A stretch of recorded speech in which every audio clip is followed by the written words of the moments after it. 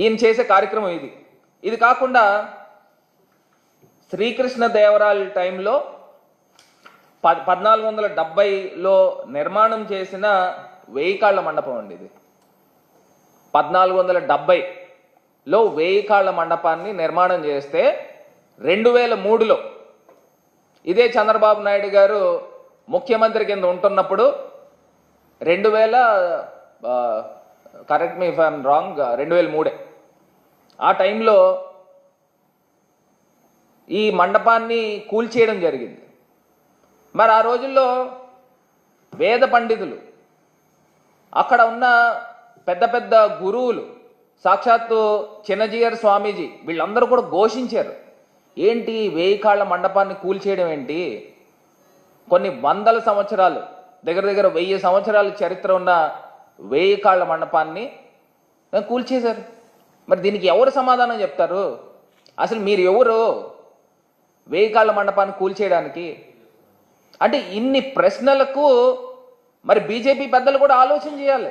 ఈ చంద్రబాబు నాయుడు గారి యొక్క మతాన్ని పెట్టుకునే రాజకీయం చేసే దాని గురించి ఒకసారి ఆలోచన చేయాలి. నేను అడుగుతా ఉన్నా, డిక్లరేషన్ గురించి మాట్లాడుతూ ఉన్నారు. మరి ముఖ్యమంత్రిగా 5 సంవత్సరాలు మరి పని చేసినప్పుడు జగన్మోహన్ రెడ్డి గారు తిరుమల తిరుపతి దేవస్థానం అర్చకులు, అధికారులు వారంతా కూడా వచ్చి బ్రహ్మోత్సవాలకి మీరు పట్టు వస్త్రాలు సమర్పించండి అని చెప్పి మరి ఆయన ఇన్వైట్ చేస్తే మరి 5 సంవత్సరాలు బ్రహ్మోత్సవాలకి మరి ఎంతో భక్తి శ్రద్ధలతో స్వామివారికి పట్టు వస్త్రాలు సమర్పించడం జరిగింది. మరి అదే ప్రతిపక్ష నాయకుడి కింద ఉన్నప్పుడు ఆయన పాదయాత్ర ప్రారంభించినప్పుడు తిరుమల తిరుపతి దేవస్థానంలో దర్శనం చేసుకున్నారు. కంప్లీట్ అయిన తర్వాత ఇంటికి కూడా వెళ్లకుండా నేరుగా తిరుమల తిరుపతి దేవస్థానానికి కాలినడకన కొండ ఎక్కి దర్శనం చేసుకున్నారు. అప్పుడు ముఖ్యమంత్రి కింద ఉన్నప్పుడు ఇదే చంద్రబాబు నాయుడు గారు, ప్రతిపక్ష నాయకుడి కింద జగన్ గారు ఉన్నప్పుడు ముఖ్యమంత్రి కింద చంద్రబాబు నాయుడు గారు ఉన్నారు. మళ్ళీ ఇవాళ తీసుకొచ్చి డిక్లరేషన్ రాజకీయం చేస్తున్నారని అంటే దీనికి అర్థాలు ఏంటి అని అడుగుతున్నా. అంటే ఈ లడ్డూలో కల్తీ దాంట్లో ఈయన అడ్డంగా బుక్ అయిపోయాడు కాబట్టి చంద్రబాబు గారు దాన్ని డైవర్ట్ చేయడానికి ఇవాళ ఈ యొక్క డిక్లరేషన్ రాజకీయం చేస్తున్నారు.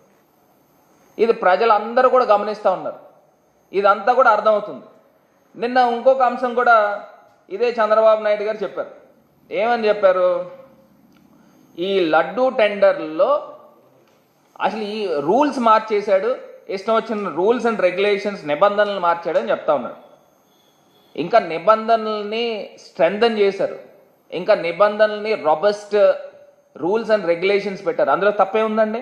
ఇప్పుడు టెండర్ నిబంధనల్లో వాస్తవంగా 2023 నవంబర్లో అందులో ఏమని మార్చారు? డైరీ వ్యాపార నిర్వహణలో ఏడాది అనుభవాన్ని, అంటే గతంలో 1 year ఎక్స్పీరియన్స్ ఉంటే దాన్ని 5 సంవత్సరాలకు పెంచారు. దాంట్లో తప్పే ఉందండి. రూల్స్ ఇంకా స్ట్రెంథన్ చేయడంలో తప్పే ఉందండి. ఇది కాకుండా నేషనల్ టెండర్లో ప్రతిరోజు పాల సేకరణ సామర్థ్యాన్ని రోజుకి 4 లక్షల లీటర్లకు, నెలకి కనీసం 360 టన్నులు నెయ్యి ఉత్పత్తి సామర్థ్యం ఉండాలని నిబంధనను కఠినతరం చేశారు. దాంట్లో తప్పే ఉందండి. ఇప్పుడు ఎవరైనా డైరీ సప్లై చేస్తుంటే నీ కెపాసిటీ ఏంటి? నువ్వు సంవత్సరానికి ఎన్ని టన్నులు నువ్వు ప్రొడ్యూస్ చేస్తున్నావు, ఎన్ని లీటర్లు పాలు నువ్వు గ్యాదర్ చేస్తున్నావు, ప్రొక్యూర్ చేస్తున్నావు, ఇవన్నిటిని ఇంకా పెంచితే తప్పే ఉందండి. ఇది కాకుండా గతంలో ఇది 240 టన్నులే ఉంటే ఇప్పుడు 360 టన్నులు చేశారు. దాంట్లో తప్పే ఉందండి. ఇది కాకుండా ఏడాదికి టర్నోవర్ గతంలో 150 కోట్లే ఉంటాయి. ఏ కంపెనీ అయినా సప్లై చేయాలి అని అంటే గతంలో 150 కోట్ల టర్నోవర్ ఉంటే సరిపోయేది. ఇప్పుడు జగన్మోహన్ రెడ్డి గారు వచ్చిన తర్వాత 500 కోట్ల టర్నోవర్కి దాన్ని ఇంకా స్ట్రెంథన్ చేశారు. దాంట్లో తప్పే ఉందండి. ఇంకా రూల్స్ అండ్ రెగ్యులేషన్స్ స్ట్రిక్ట్గానే ఉంటాయి కదా. చిన్న చిన్న కంపెనీలన్నీ పోయి పెద్ద కంపెనీలు, ఆ ఉత్పత్తి ఎక్కువ ఉండే కంపెనీలే కదా వచ్చి ఉండేది. దీంట్లో ఇంకొక మరి పచ్చి అబద్ధం మాట్లాడుతున్నారు చంద్రబాబు నాయుడు గారు. ఇది కాకుండా ఇంకొక అంశం అండి, ఇప్పుడు గతంలో ఎన్నడూ కూడా ఎంత పచ్చి అబద్ధాలు ఆడారనంటే, గతంలో ఎప్పుడూ కూడానంట ఈ తిరుమల తిరుపతి దేవస్థానంలో నెయ్యి నాణ్యత పరీక్ష కోసం గతంలో ఏనాడు నెయ్యి శాంపిల్ను బయటికి పంపలేదు అని చెప్తా ఉన్నారు. చంద్రబాబు గారు మరొక పచ్చి అబద్ధం ఇది.